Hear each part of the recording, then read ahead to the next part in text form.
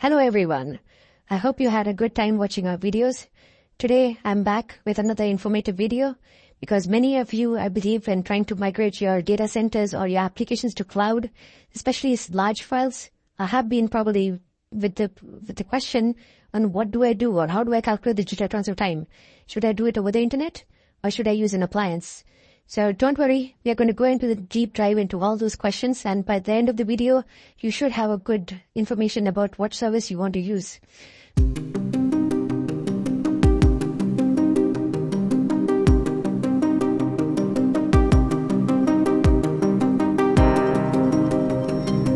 So this is the agenda that I'll walk you through today on what is the cloud data transfer, why is it needed, and what is the importance of it.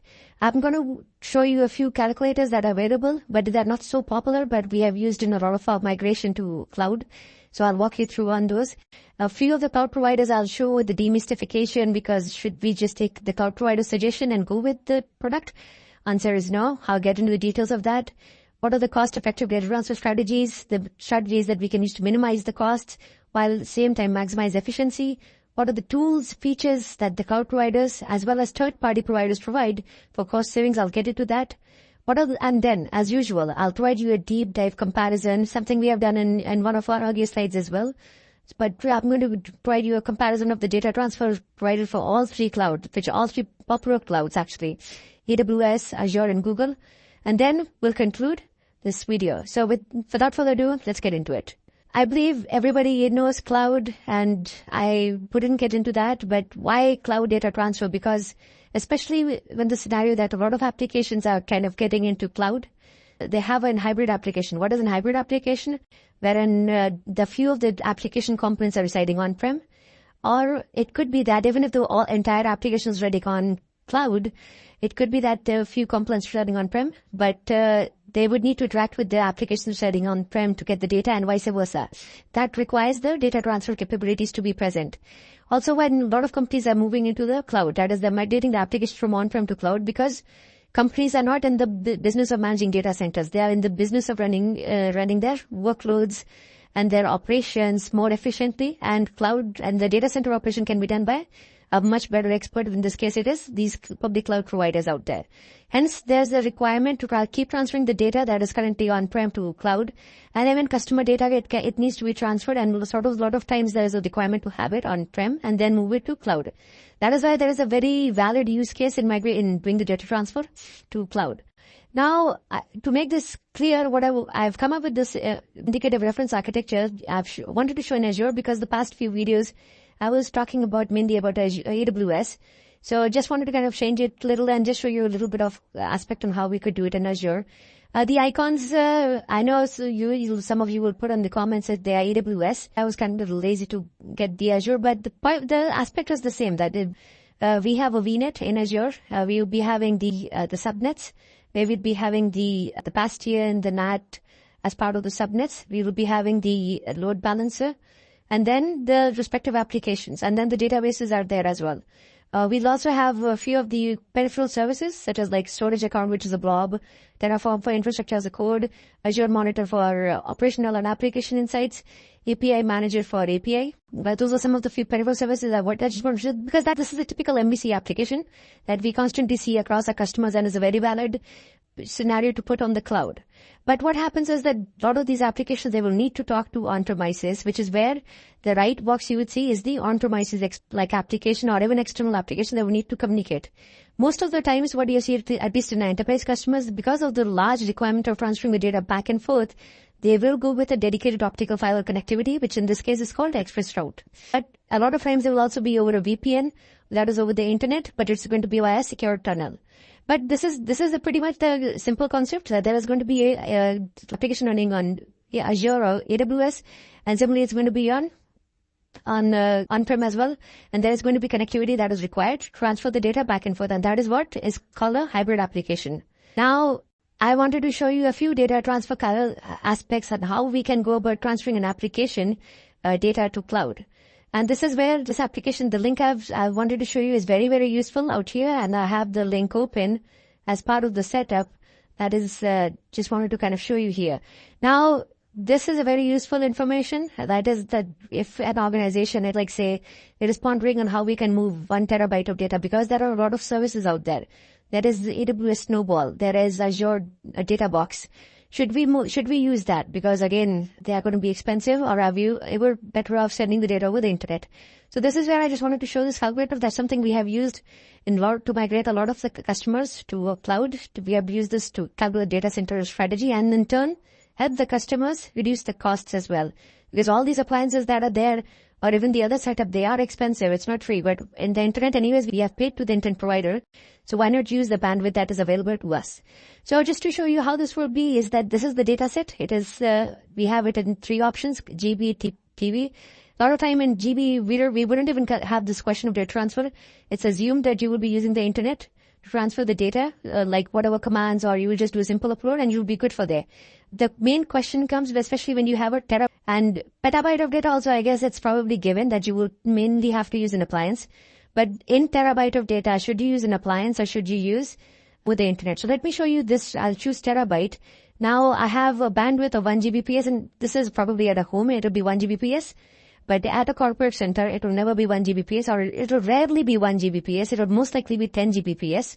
So let me show you this. If I have to go here, I can put 10 Gbps and this is the bandwidth that's going to be there. And what it's saying me is that the transfer time for 1 terabyte is going to be 18 minutes. I'll be able to transfer 1 terabyte. This is from Google calculator. Is this accurate? This is not supposed to be accurate. It is supposed to provide you a benchmark and just to understand that, okay, these are the around about numbers that you can use for doing the calculation. Likewise, if I have to put it like, say, around 10 terabyte, I could do that, or I can change it to 12 terabyte. I will be happily able to transfer the data in 4 hours. Now, this assumes that you have a dedicated bandwidth only for your application. Again, in an enterprise account with many applications using the same network. So you most likely will not have to have this dedicated bandwidth allocated for your application, which is what I'll talk to you about in the next slides. So this is one that calculator it could be very useful for teams that are there. Let me again show you the other, which is the data transfer solution out here from Azure. I didn't want to bring up AWS because a lot of videos I've been talking AWS, but just to show you this one, wherein let me zoom in. So let me just show you this one, where what Azure is saying is that if you have a bandwidth of around 1 Gbps, or in this case 10 Gbps, right? And if you have the data transfer that you want to do is around, say 50 terabyte, or say even 1 terabyte, you can consider data disk box, right? This is where it's put a star here. That is the upper limits. Where data box is again as an appliance similar to Snowball, AWS Snowball, that you can move your data securely in a rugged appliance to Azure in this scenario. But if it is more than 50 terabyte, you can use data box over here. And if it is more than 5 terabyte, I don't think anybody will have a question. You will definitely have to use an appliance. But the main question is, if it is less than 100 terabyte, should you use an appliance or should you use over the internet? So let's see what Google has to say on this one. If you have to put, say, around 10 Gbps, okay, let me change it to, this is the bandwidth. So this is 12 terabyte. If I have to make this 50 terabyte, how much? It will take me 15 hours. Am I fine waiting 15 hours? Probably yes, I don't care, compared to waiting 7 or 8 days for an appliance to take my data and move it to Azure. I'm just happy waiting here because I'll be using reusable downloads and reusable transfer, where I will be able to handle the exception in case of any error, or be able to resume if there's a network breakdown that is there. So I'll pretty much be do. Now if I change this to, say, 5 GB, or say 5 Gbps, assuming there is throttling, it'll take 1 day for me. Now, if I change this number to 75 terabyte, or let me just do it 75 terabyte, 2 days, right? So it's pretty feasible that I just move 75 terabyte of data over a 2 day span, assuming that I have it dedicated 5 GB networks, if not 10 GB, the applications are using the other 5. I use 2 days and transfer it over the weekend. I could easily do it and doesn't need to probably throttle the applications, or I could start at the night and I could do chunks of data on it. So when is it really beneficial to use an appliance? Let's move to 175 terabyte. Now 4 days. 4 days, probably yes, because again, an appliance usually will take around 7 to 10 days to move your data from on-prem to Azure. So what is the threshold going to be? Let's do 250. 6 days. So maybe 250 is more of or probably 200 terabyte is probably more of I would say, petabyte, not petabyte definitely.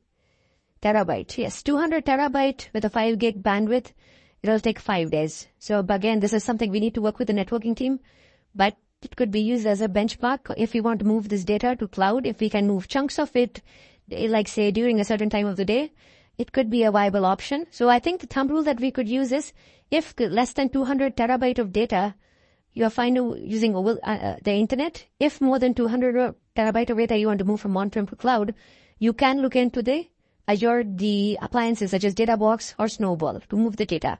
So I hope this helps, because a lot of times there's a lot of back and forth between the teams. Which should I use? Databox, and Databox is not going to be cheap. It's going to be expensive compared to using the internet, which is, of course, you've already paid for the bandwidth, and it's pretty much as going to be free for you. So just keep this in mind. Keep this link handy. This all is going to be at the blog at the bottom of the screen. So feel free to click it out and check out get the link of this one. And also what I wanted to show you was, I wanted to show you this calculator as well. And this is again taken from the Google document that I was sharing, where Google, what it mentions is that on the x-axis is network bandwidth, on the y-axis is the data size. Now, this is what they're saying if I have 1 GB, and that's what the calculator was showing. If I have 1 terabyte of data, it's going to be taking me for 1 GB bandwidth. It'll take me around 3 hours. If it is 100 terabytes, 12 days if 1 GB bandwidth. But again, I'll be having bandwidth in a corporate more than 1 GB. And to do that. So that is where keep this calculator also handy. All this information is there in the blog. Please comment on what has been your experience on data transfer. Have you gotten into any similar discussions with your teammates on which appliance or which service to use or should you use over the internet? Now, what are the data transfer strategies, effective strategies? Because one thing is moving the data as is to the cloud. The second thing is, can we use any other strategies? So definitely we can, and we have used a lot of strategies to move to cloud. First thing that we have done is don't make it complicated. It doesn't need to be complicated. All we're doing is transferring a bunch of files. We don't need the APIs. We don't need to kind of code it so much. We could just use simple commands. In Azure case, it could just be simple AZ copy. In S3 also there is S3 sync is there. You could easily do a S3 sync, and you could kind of extend it further. You could use a bash script to do reusable transfers. Add an AZ copy as well. You could use either PowerShell. You could use bash to do reusable transfers, and it'll be a lot more smoother because you'll be able to handle the exception in case of any network breakdown and be able to resume the download since the time it started. So since from the time it broke down. You'd have to definitely work with the network team because you don't want to do this transfer during a peak application time. You may want to do it on the weekend or during even the night. You may want to spread the data transfer because, as I said, you don't want to transfer all 10 terabyte in one shot. You may want to try to chunk it and then transfer the data. Zipping and unzipping is another option. Definitely recommend zipping the files that you have. Wherein you should try to minimize the size because a lot of the data ingression, the cloud computing, even though they say that ingress is free, you will be charged for the data as well as the APIs, especially the put APIs that you will be getting to have moved the data to cloud. Always leverage CDNs, content delivery networks, caching, and try to move the data that is reaching closer to your data center, which is in cloud. Say if you are sitting in East Coast in US, you're better off moving the data to, say, Virginia or Ohio, or these data centers where all cloud providers have their data center in. And always play to the product strength. A lot of the cloud providers, they will be providing the tools to transfer the data. You don't need to spend on a third-party tool because at the end, the third parties are also going to be using the cloud provider's API to transfer the data. So you don't need to go into that. That is what we try to educate our customers on. But definitely play to its strength. Don't try to abuse a product just because it says it does something. You don't want to do that. Play to its strength or its weaknesses. Do your own analysis, experiment it out, test it out before doing it live in a production data. So with this, as said, right, a classic comparison that we always usually do, what are the for the three cloud providers, AWS, Azure, Google, what are the different services that are there? Now, this is where the first one is for AWS. I just wanted to show you the direct connectivity, which is what is direct connect? In AWS, it is direct connect, which is a optical fiber connectivity between data center to AWS. Azure, it is called express route, and Google, it is called interconnect. Well, direct connect, what it does is provides a dedicated network connection from on-premises to AWS. Likewise, express route and interconnect also does the same thing. In this case, it's going to be express route is going to be data center to Azure, And interconnect is going to be the physical connection from data's on-prem to Google Cloud. What is the acceleration mechanisms that what we can use? S3 transfer of acceleration is one in AWS, where you could speed up the transfer of files using optimized network protocols. In Azure, you could use blob storage transfer, where you could accelerate the data transfer to blob using the Azure's global network. And again, in Google, you could use a transfer appliance, where you use the rackable high-capacity storage server for large data transfers. What are the appliances to transfer the data? AWS has Snowball, where you could have the physical devices, a rugged box where it will come to your data center. You can move the data. It will take shipping time and all included. It can take more than 7 to 10 days. Okay, do consider that fact. It is not cheap. It's going to be expensive as well. There's similar service in Azure Data Box, where you could have large amounts of data moved into storage. In Google, it's called Transfer Appliance, where it is mainly, as I showed you, right? You could use it for 100 terabyte, but are you fine using for 200? Again, you will want to work with a networking team. For storage AWS, you have these applications like Storage Gateway, where that will connect to on-premise software applications and sync up with the cloud storage. It will be kind of physically importing, exporting. Azure, it's also import-export, where you'll be having the service for importing, exporting large amounts of data using hard drives. Now, Google, I was saying, there is this cloud storage transfer service. There is not something exactly similar to Storage Gateway or import-export, but it's somewhat similar.